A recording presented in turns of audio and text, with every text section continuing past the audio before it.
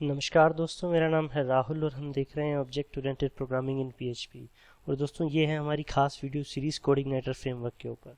और दोस्तों, हमारे इस वीडियो में हम लोग बात करेंगे कोडिग्नाइटर के काम करने के तरीके पे कि वो काम कैसे करता है। तो शुरू करते हैं दोस्तों। जैसे पहले मैंने अपने पिछले वीडियो में बताया था कि कोडिग्नाइटर की सबसे मेन फाइल होती है index.php। वो मेन क्यों होती है? देखिए, वैसे तो किसी भी प्रोग्राम की index.php फाइल मेन होती है, लेकिन इसका जो काम है वो सारा index.php के थ्रू होता है। यानी कि एप्लीकेशन का कोई भी पार्ट आपको एक्सेस करना है तो वो index.php के थ्रू ही होगा।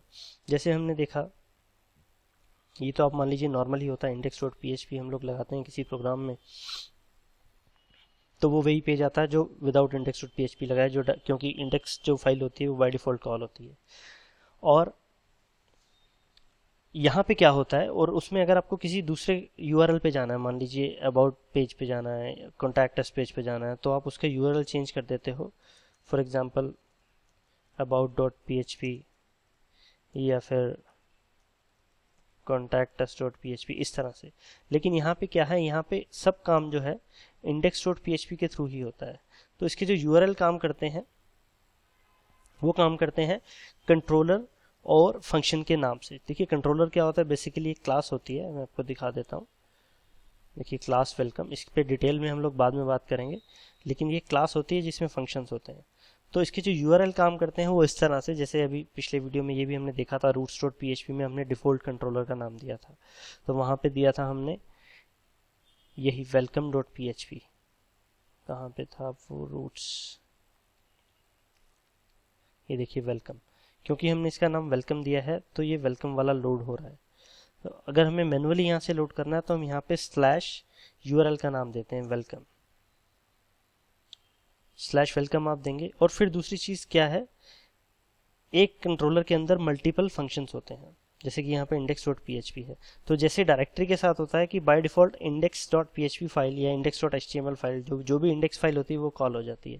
और यही काम होता है कंट्रोलर के साथ। यहाँ पे जो दूसरा पैरामीटर होता है वो होता है मेथड का नाम। यानी कि आप इस तरह से देखिए, कंट्रोलर /मेथड। तो जो वेलकम है यहाँ पे वो हमारा कंट्रोलर है, और /इंडेक्स जो है वो हमारा मेथड है। और फिर वही बात है कि इंडेक्स का नाम अगर आप नहीं भी देंगे तो by default index he call होगा, इसीलिए वही कॉल हो रहा है। यहीं पे अगर आप एक और फंक्शन बना दें, मान लीजिए public function test echo test function, और यहाँ पे आप दे दीजिए welcome/test, तो टेस्ट फंक्शन हमारा कॉल हो गया। और ये जो भी है, ये एज अ जो वेलकम है या टेस्ट है, जो भी हम लोग यहाँ दे, ये एज ए पैरामीटर index.php में पास हो रहा है। तो आपको जो भी पार्ट एप्लीकेशन का एक्सेस करना हो, किसी भी हिस्से में कोई भी फंक्शन कॉल करना है, तो वो index.php के थ्रू होके जाता है। यहाँ पे एक और चीज़ होती है दोस्तों, बहुत सारी एप्लीकेशन में या ज़्यादातर एप्लीकेशन में मैं कहूँ, यहाँ पे index.php आपको नज़र नहीं आएगा।